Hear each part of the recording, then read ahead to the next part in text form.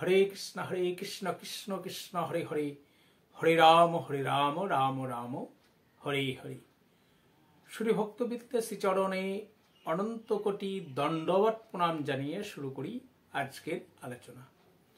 আজকের আলোচনাটি একটি অত্যন্ত গুরুত্বপূর্ণ বিষয়।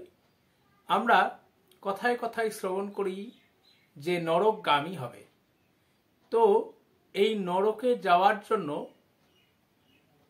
শ্রীমদ্ ভগবদ গীতাতে তিনটি পথের কথা বলা রাখা হয়েছে, যে তিনটি পথ অবলম্বন করলে আমাদের নরকগামিত হতে হয়। তাহলে বুঝতেই পারছেন যে আজকের আলোচনাটি কতটি গুরুত্বপূর্ণ বিষয়। তাই প্রত্যেকের কাছে অনুরোধ, ভিডিওটি শেষ পর্যন্ত দেখবেন।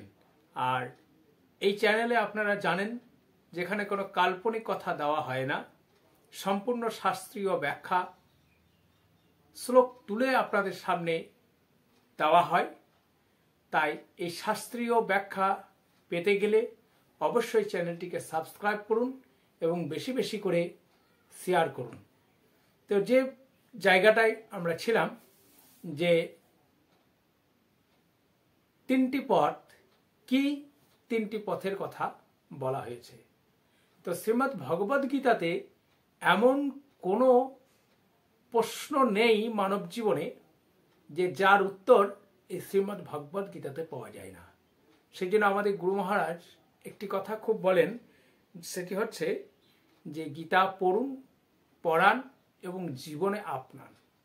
মানে সেটা পড়ুন, অপরকে পড়তে সাহায্য করুন, সহযোগিতা করুন এবং সেটাকে নিজের জীবনে আনয়ন করুন। গীতার এই 700টি শ্লোকের মধ্যে 574টি ভগবান শ্রীকৃষ্ণ মুখ্য নিঃসৃত বাণী। এই 574টি শ্লোককে যদি কেউ ভালোভাবে বুঝতে পারে, তার কাছে কোনো প্রশ্নই আর অজানা থাকবে না। আর সে যদি নিজের জীবনে এইগুলি অ্যাপ্লাই করতে পারেন, তাহলে অবশ্যই তিনি ভগবত প্রাপ্তি লাভ হবে। তো এর ব্যাখ্যাতে জানতে গেলে আমাদেরকে যেতে হবে শ্রীমদ্ ভগবদ গীতার 16তম অধ্যায়। সেই অধ্যায়ের নাম হচ্ছে দৈবাসুর বিভজ্যোগ। এই অধ্যায়টাই আপনারা যদি যান, সেখানে 21 নম্বর শ্লোকে আপনারা চলুন।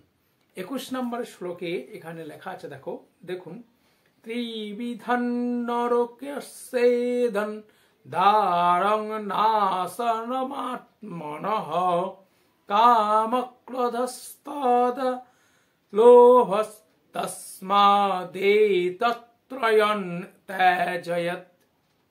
খুব সম্পূর্ণভাবে বললাম, ব্যাখ্যাটাকে যেতে হবে।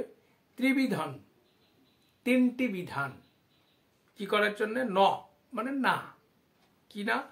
নরক সেদন, নরকস এদন। এই তিনটি পথ কোথায় নিয়ে যাবে? আপনাকে নরকে নিয়ে যাবে। দ্বারণ মানে যেটি নরকে যাওয়ার প্রধান দ্বার। নাশক আত্মানম, অর্থাৎ এটা নিজেকে কি করে? শেষ করে দেয়। নাশক আত্মানম, নিজেকে শেষ করে দিয়ে কোথায় নিয়ে যায়? এই তিনটি পথ আছে যা নিজেকে, নিজের আত্মাকে শেষ করে এই নরকগামী নিয়ে যায়। নিচেতে সেই তিনটি পথের ব্যাখ্যা করলেন। কামক মানে কাম, ক্রোধস তথা ক্রোধ, লোভস। এই তিনটি, কাম, ক্রোধ, লোভ। সেই জন্য বলা হয়েছে, তারপরে আবার বললেন তস্মাৎ তস্মাৎ তস্মাৎ তত্রয়ণাৎ ত্যজেৎ। সেই জন্যে এই যে তিনটি পথকে বলা হলো, কাম, ক্রোধ এবং লোভ, এই তিনটিকে ত্যাগ করতে হবে। কামনার বশীভূত হয়ে বর্তমানকালে আপনারা তো দেখতেই পাচ্ছেন, খবরে কত কত খবর দেখে, জীবন নাশ, সংসার নাশ, আরো কত কত কত খবর আমরা দেখতে পাচ্ছি বাস্তব জীবনে বর্তমানে। ক্রোধবশবর্তী